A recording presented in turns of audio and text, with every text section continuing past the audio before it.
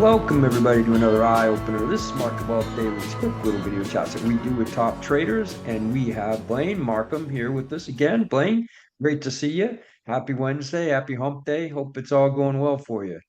Yeah, doing great. Thanks for having me here, John. Super excited to be live here on today's eye opener with you. And no, we're just right at the middle of the week. Like I said, it's hump day. Trying to figure out what the market's going to do by come into the week. It's kind of been a strange week. Not that much happening. I feel like we're kind of just levitating at these current levels. Really not too much. There's really not a wind pushing the sail in either direction right now. So I'm trying to Yeah. try and make heads or tails of where we're about to go. Yeah, this whole kind of experience of floating is interesting, and kind of a stair step type of rally that we're in, where we go up and we kind of float for a while and we go up. We were talking about a few weeks ago when we were watching the Golden Cross setting up, and it plateaued there for a while, and then we got another burst, and it could be that's just exactly what we're in for. That could very well Right. be it. But we'll definitely going to keep an eye on things. Interesting to look at where the money is moving to. There's still trades going on every day, and trying to pinpoint where it's moving from and to is always a helpful thing to get a grip on. Don't know if you have any insight on that. Yeah, 100%. Well, I mean, just today, we saw not at the index level making new highs. We're still a little bit below the all-time highs you set just a couple days ago. But still seeing a lot of relative strength in the technology sector. I mean, we saw, it's been kind of well documented in the last couple weeks, whether it was going to be Nvidia or Microsoft, or if, Apple was going to come charging from the rear, and which one of those three was going to take the $4 trillion crown, which one's going to be the first $4 trillion company. So that was kind of just hanging out there for investors. We finally got the answer this morning. Nvidia Hmm. had a substantial rally this morning and actually finally overtook 4 trillion in market cap to become the first $4 trillion company in the U.S. market. So that was pretty impressive. And I know investors Yeah. have been really watching that. They really wanted to see that finally happen. So still seeing a lot of relative strength there. But in other pockets of the market, really most of the market, starting to see a lot of cooling though. As we said, we're still, and according to the technicals, still kind of floating in this levitating overbought state. You can see for Mhm. roughly about 2 weeks, a little over 2 weeks worth of trading days now, we've been trading above the upper Keltner channel on the S&P index ever since this bar right here. I mean, we were kind of riding the upper Keltner band right here, and then we finally popped above it back on. I don't know if this was June 27th or so, but right around in there. And ever since then, I mean, you can see we've been kind of just floating out here outside of this upper band in a bit of frothy territory. Of course, it's just continued to trade higher too. Just this past week on Thursday, we rallied up, set a new all-time high yet again. There were a handful of those last week, and this week we've cooled a little bit, but not in really any substantial way. We're Mhm. still every single day has been trading outside of that upper Keltner channel band, including today. We did have a nice rally this morning, but it cooled very quickly. The kind of the horses came running out of the gates, but then that momentum really slowed once we got into roughly past the first hour of the trading day. And that's being Mhm. reflected in this candle right here. I mean, we're seeing, a really tall wick, towards the high of the day. But you can see where the open was, you can see where it currently is. And we didn't, have a really short wick on the bottom. So, in technical analysis land, what that candle would be called right there is an inverse hammer. And so it technically would be an indicator and a predictor generally of a retracement setup to be happening soon. So it's a really common reversal candle. So you'll see that on charts. Seeing an inverse hammer. It's just if you imagine that this was a block instead of just the open and uh, current close line there, it kind of looks like a hammer if you're actually looking at a candle chart. But when you see that, it typically precedes a reversal in the current trend, at least in the short term. So if we get that on the close today, which certainly is possible, there's a lot of trading left. But if we Mhm. get that pattern there, that could be setting up for that pullback that we've been talking about for about a week now. Yeah, it's interesting kind of looking at, all the indicators, and they're not all kind of agreeing. You see that RSI kind of pulling down a little bit, giving you a clue that maybe it is it's going to cool, and then that could set up another climb up. But then, like you said, you've got that tug of war candle there, and the bulls.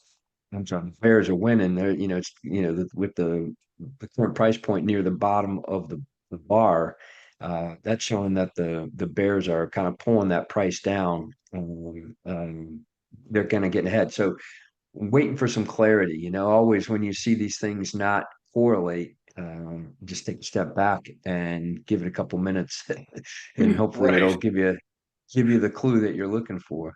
Right, exactly. But, so with all that said, seeing that inverse hammer currently on the charts, of course, there's not much of a signal until closer to the end of the day. You can't read too much of that pretty early in the trading day like we are now, but certainly something to watch into the close today to see if we do get that inverse hammer again, because it's a pretty reliable reversal candle. So, we've been setting new all-time highs pretty consistently in the last week and a half.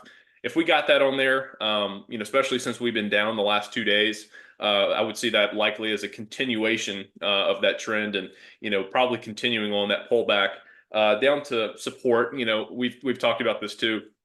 Likely somewhere around maybe the middle Keltner channel, even perhaps somewhere in the range of going back to the 52-week high we set back in February, which was roughly 6150. And of course, the ceiling of resistance we kept running into back early in June, which was right around 6050.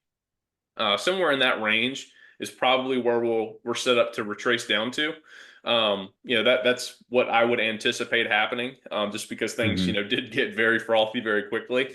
It's a bit of an interesting setup, right? Because we've talked about how this week is kind of a vacuum of market catalysts. There's not a lot of big events planned, and we're heading into Q2 earnings kicking off next week.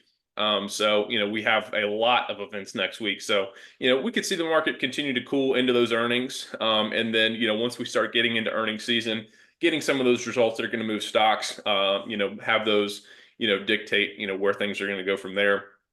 But with all Hmm. that said, that's everything I want to cover in that chart.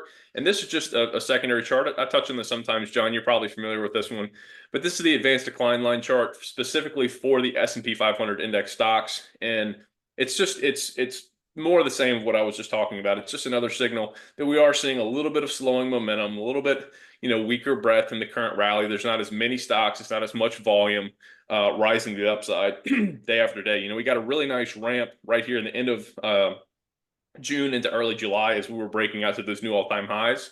And then now you can see looking, a little bit further, kind of pulling things back to see a little bit deeper. You can see that in the advanced decline volume line right there, you're getting that bit of a pullback. So it's starting to cool off. It's being reflected there too.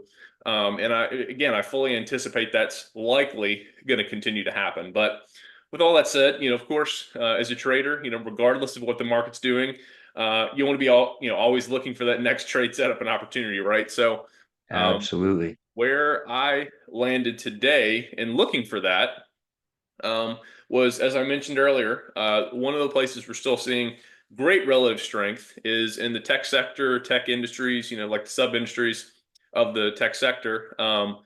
And there's different pockets of really significant strength within there. It's not complete broad based. There's certainly some weak pockets in tech too, but broadly tech's doing well. And the one I landed on was this stock right here. It's KLA Core.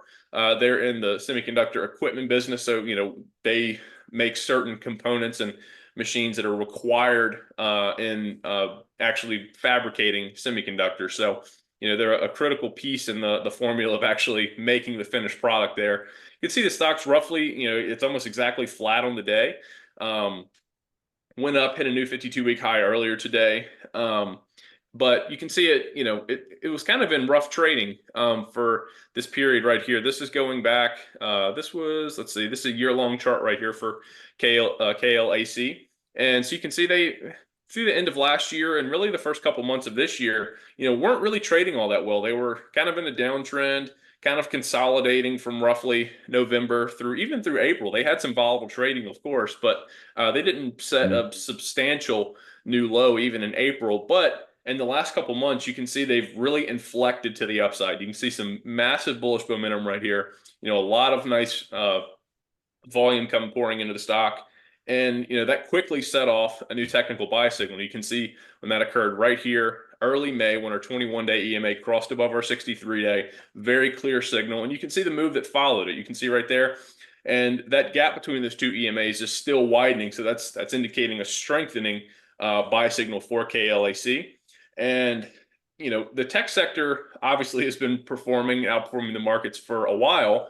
But this specific area in the semiconductor space, the semiconductor equipment companies, it's like KLAC, LRCX, AMAT. There's several of them. They were somewhat lagging that move. They're starting to catch up somewhat now, but now they're starting to see significant relative strength, compared to the market and even maybe the tech sector broadly. So this is one area that is still somewhat kind of having a bit of that catch-up trade, and is Hmm. not too quite frothy. It really only broke out to new 52-week highs just within the past month. So this breakout still seems somewhat fairly early, even though it's run quite a bit since early May. So that's how I landed on this one right here. And of course, today's pricing, it's trading inside the upper Keltner channel band, and you're seeing that duplicated down here on the RSI chart. The RSI is below that level of 70. So that's signaling that despite the great bullish trend that KLAC is clearly on, it's not currently overbought at current prices. So with all that in mind, factoring in the current market, context, expecting that we're likely due for just a bit of a pullback. Nothing substantial, but just, some consolidation, allowing, gains to consolidate, just stocks to cool off. Um, Maybe not looking to go, full bore and just jump in head first with a directional trade here.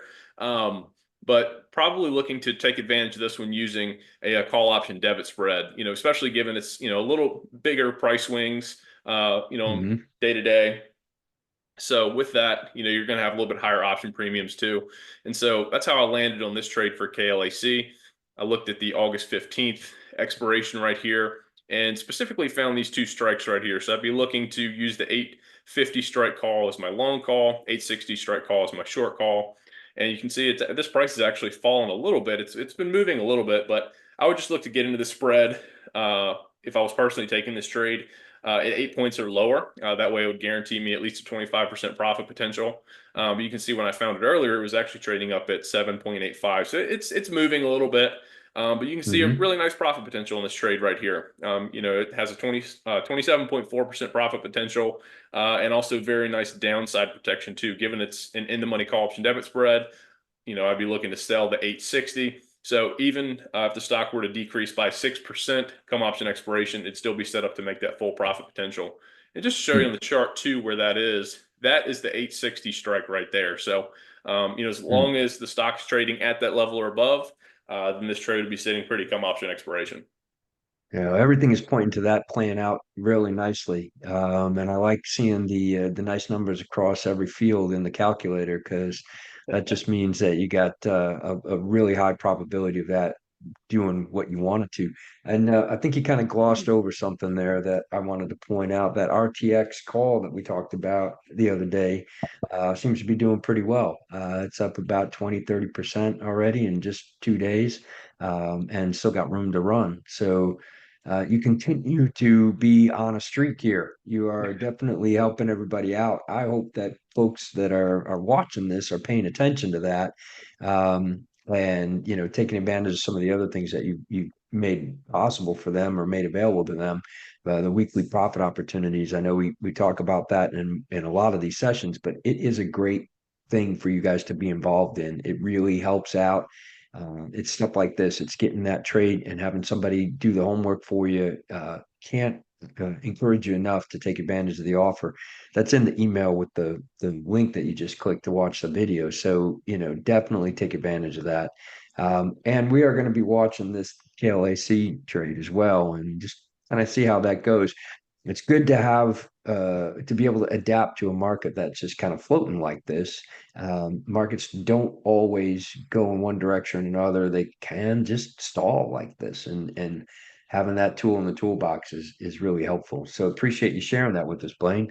Yeah, absolutely. Yeah, no, so glad to do it. And talking about the RTX setup, that one looked really strong the other day. Kind of all of the stars were aligning for that setup, and glad to see that one playing out, pretty well so far. And I looked at it for hopping on today's call, and looked like the setup still looked really strong. It was in a really great position there as well. So glad to see that one doing well. Hopefully to see this KLAC spread also turn out well. Again, it looks like all the technicals are pointing in the right direction for this one too. So, but yeah, we'll have to see how they turn out and see how the rest of this trading week wraps up. Definitely, looks like a eventful trading week next week too, with earnings kicking off. So, be interesting. Yeah. Yeah, I think that's everybody's kind of holding tight and waiting for that. So we'll be tuning in to watch, and we'll be bringing you back again because we this kind of record that you got going here, we want to hear what you got to say. That's for sure. Well, I appreciate it, John. You're too kind. But yeah, I really appreciate you having me here. Always love getting to join these eye opener sessions and come here and share my market commentary and kind of what I'm seeing. And hopefully, I find hopefully the folks watching at home can find it helpful and useful as well. Yeah. All right. Well, thanks, man. Have a great week, and we will see you again next week for sure. So everybody take care and check on those links in the email where you got this video and take advantage of some of those opportunities, folks. Talk to you all soon. Awesome. Thanks so much, John. See ya.